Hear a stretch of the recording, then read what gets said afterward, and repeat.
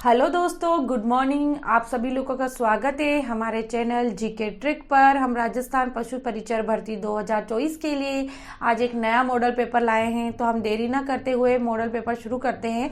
लेकिन शुरू करने से पहले मैं आपको एक बात कहना चाहूँगी कि अगर आपको हमारे द्वारा दी गई क्वेश्चंस अच्छे लग रहे हैं, इंपॉर्टेंट साबित हो रहे हैं आप लोगों के लिए, तो आप लोग क्या कीजिए, हमारे चैनल को लाइक, शेयर और सब्सक्राइब कीजिए। क्वेश्चन नंबर फर्स्ट है हमारा, पशु जो लघु दिवस प्रजनक होते हैं। पशु जो लघु दिवस प्रजनक होते हैं। तो पशु जो लघु दिवस प्रजनक होते हैं। लघु का मीन्स क्या होता है? लघु का मतलब छोटा और दिवस का मतलब दिन, यानी कि ऐसा टाइम पीरियड जिसमें दिन छोटे होते हैं। दिन क्या होते हैं? दिन छोटे होते हैं और रातें बड़ी।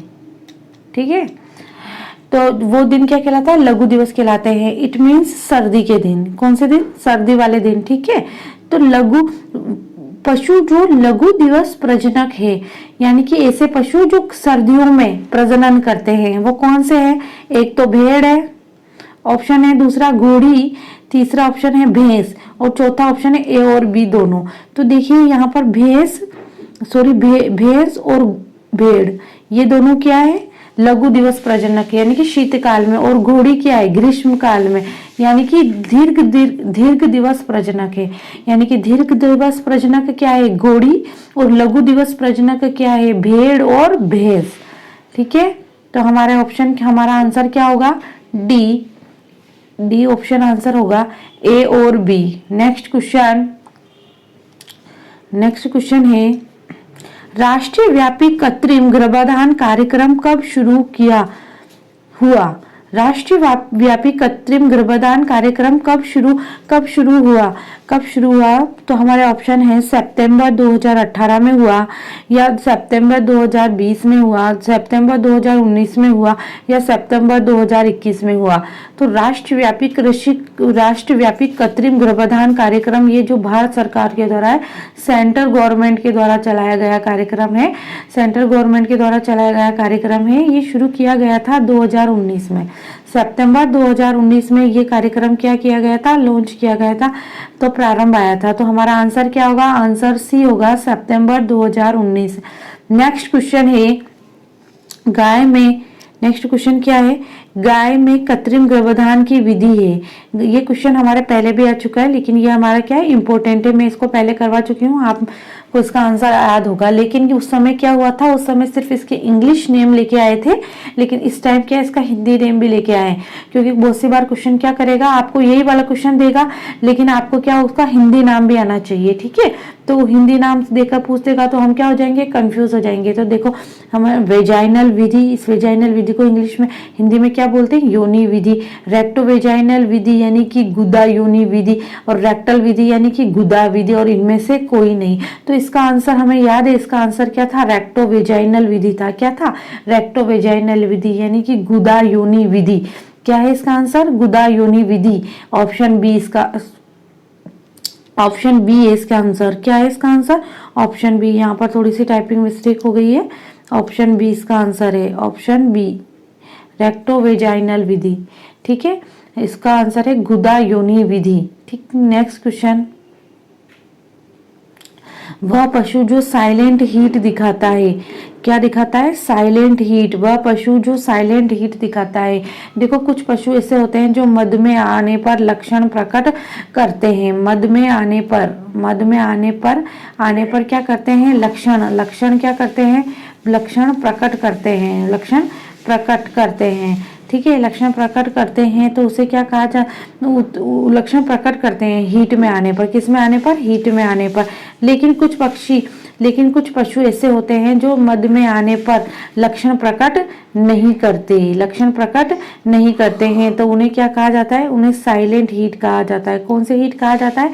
साइलेंट हीट कहा जाता है। यानी कि वो जो मद में आने पर लक्षण प्रकट करते हैं, और एक वो जो मद में आने पर लक्षण नहीं प्रकट करते, तो उन्हें क्या कहा जाता है? साइलेंट हीट कहा जाता है। क्या कहा जाता है? साइलेंट हीट कहा जाता है। तो हमारा आंसर क्या है? आंसर सी, भैंस मद में आने पर क्या लक्षण प्रकट नहीं करती है, इसलिए इसे साइलेंट हीट कहा जाता है। नेक्स्ट क्वेश्चन है, जन राजस्थान में फिरोजन सीमन बैंक कहाँ है? ये देखो इसके अंदर है राजस्थान में। क्वेश्चन में थोड़ी सी मिस्टेक हो गई है। राजस्थान में फिरोजन सीमन बैंक कहाँ है? ठीक है, ये नहीं आएगा आगे। तो ये क्या है? फिरोजन सीमन बैंक। सीमन मीन्स होता है वीर्य। वीर्य को हमने क्या था कि इकट्ठा कर लेते हैं हम कृत्रिम योनि विधि से। कृत्रिम योनि विधि से वीर्य को क्या कर लिया जाता है? इकट्ठा। अब इकट्ठा करने के बाद इसको स्टोर भी तो करना चाहिए ना कहीं तो हम इसको सेव रखेंगे ना। तो सेव रखने के लिए राजस्थान में फिरोजन मतलब ठंडा, सीमन यानी कि वीर्य कहाँ, बैंक कहाँ स्थित है? तो बताइए कहाँ स्थित है? हमारे ऑप्शंस क्या हैं? बस्सी जयपुर में, बहरोड अलवर में, नरवा जोधपुर में। बताइए कहाँ है? तो इसके आंसर होगा तो बस्सी जयपुर में और नरवा जोधपुर में, यानी कि आंसर क्या है? आंसर डी ए और सी दोनों, ए और सी दोनों है। इसके आंसर क्या है? ए और सी दोनों है। देखिए वीर्य क्या होता है?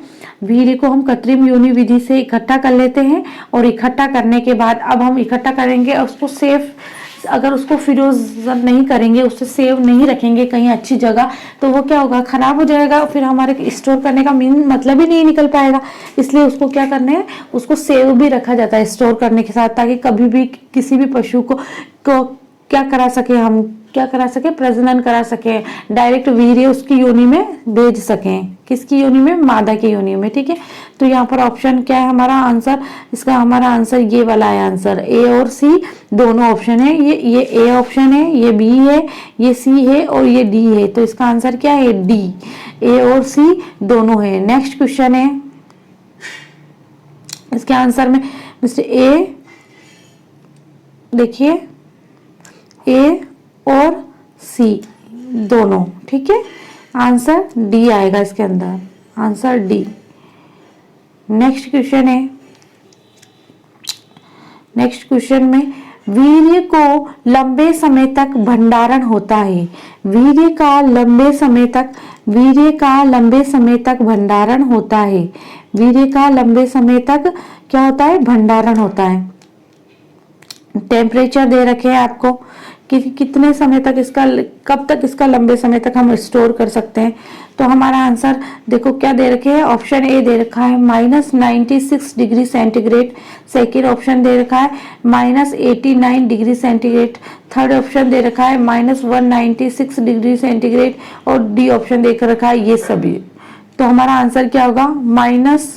-196 डिग्री सेंटीग्रेड पर इसको स्टोर रखा जाता है। किसमें? वहां पर बैंक हमने बता दिया है, सीमन बैंक में। कौन से बैंक में? सीमन बैंक में। ठीक है, और फिरोजन कहां पर किया जाता है? जयपुर में, एक तो जयपुर में और जोधपुर में। ठीक है, इसको स्टोर किस पे रखते हैं? इसको स्टोर रखते हैं लिक्विड नाइट्रोजन पर। किस पर स्टोर रखते हैं? द्रव नाइट्रोजन गैस में। इसको क्या कहा जाता है? द्रव नाइट्रोजन गैस के साथ इसे बिल्कुल सुरक्षित रखा जाता है फिरोजन बैंक में। ठीक है, तो हमारा आंसर क्या है इसके अंदर? Answer C, -96 degree centigrade. Next question है, नेक्स्ट वीर्य को, क्वेश्चन क्या है हमारा? वीर्य एकत्रित करने के लिए कृत्रिम योनि विधि का टेम्परेचर रखा जाता है। अब कृत्रिम योनि विधि बनाई जाएगी, कृत्रिम योनि बनाइए। अब इस कृत्रिम योनि के लिए एक टेम्परेचर सेट करना पड़ेगा। हमें क्या करना पड़ेगा? एक टेम्परेचर सेट करना पड़ेगा। तो वो टेम्परेचर कितना होगा? ऑप्शन ए है 45 डिग्री से 48 डिग्री सेंटीग्रेड तक, 35 से 37 डिग्री सेंटीग्रेड तक, 39 से 42 डिग्री सेंटीग्रेड तक और 48 से 50 डिग्री सेंटीग्रेड तक। बताइए हमारा आंसर क्या होगा? हमारा आंसर है ऑप्शन सी, 39 डिग्री से 42 डिग्री सेंटीग्रेड तक। ठीक है, तो ये हमारा क्या आंसर? सी करेक्ट है। नेक्स्ट क्वेश्चन है,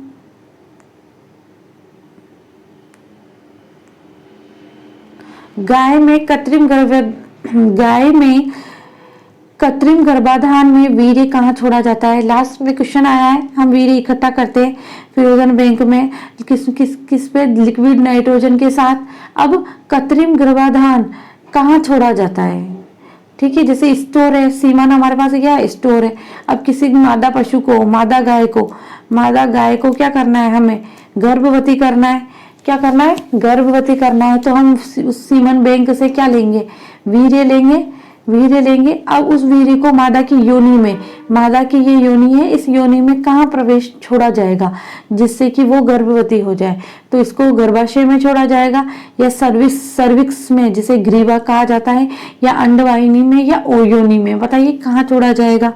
तो हमारा ऑप्शन क्या होगा? सर्विक्स, ग्रीवा में छोड़ा जाएगा। किस में छोड़ा जाएगा? सर्विक्स, ग्रीवा में। नेक्स्ट इसका आंसर क्या हो गया? सर्विक्स, ग्रीवा में छोड़ा जाएगा। अगला क्वेश्चन है, किस नस्ल की संकर है? अविकानिलिक किस नस्ल की संकर है? संकर पता क्रॉस प्रोडक्ट्स से होती है, दो अलग अलग प्रजातियों से, एक ही जाति की दो अलग अलग प्रजातियों से प्राप्त संतति को संकर कहा जाता है। क्या कहा जाता है? संकर कहा जाता है। देखो, संकर कहा जाता है।